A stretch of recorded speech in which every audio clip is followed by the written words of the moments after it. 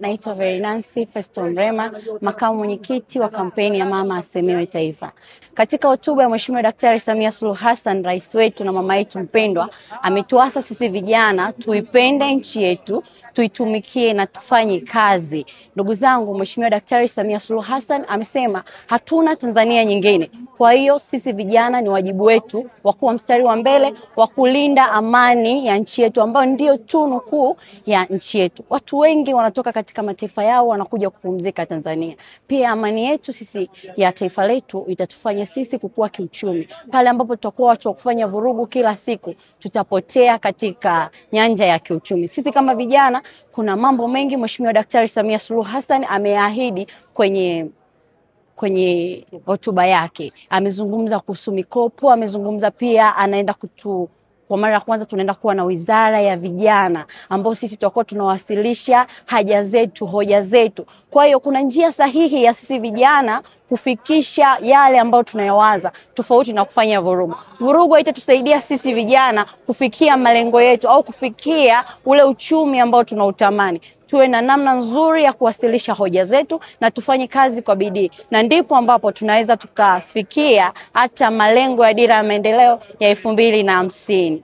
Kwa majina naitwa Engineer Johnston Johnson Mtasingwa, ni mbunge wa jimbo la Bukoba mjini. Daktari Samia Suluhu Hassan ni mama ambaye ameonyesha huruma na upendo mkubwa sana, hasa pale alipowasamehe watu waliosababisha vurugu bila kutarajia. Hili ni jambo la kuigwa na la huruma sana, kuona kwamba mama ni mtu ambaye anahitaji sana amani katika nchi yetu. Lakini ameongelea miradi mingi ya maendeleo na umoja ambayo inagusa moja kwa moja matakwa ya wananchi, na ameenda kujibu moja kwa moja yale yote ambayo tuliongea kwenye ilani yetu ya Chama cha Mapinduzi, na yale yote yanayogusa maisha ya wananchi kwa umoja. Kwa sababu sasa dunia ni ya vijana, na Bukoba, vijana wa Bukoba wajiandae sasa. Masuala yao na yote kwa tunasema kwenye ilani kupitia mimi tutaenda kuyasimamia kwa uharaka na kwa uwazi zaidi. Wajasiriamali mama amewagusa na ameugusa sekta zote muhimu sana ambazo zinagusa jamii na maisha ya mtu mmoja mmoja katika jamii yetu ya Tanzania. Jina naitwa Lucy Similia Kombani. Mimi ni mbunge wa viti maalum natokea mkoa wa Morogoro.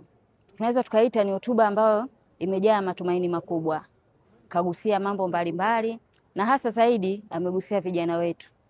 Kama tunavyoelewa katika maisha kuna kizazi fulani lazima tukiokoe ambao ni vijana.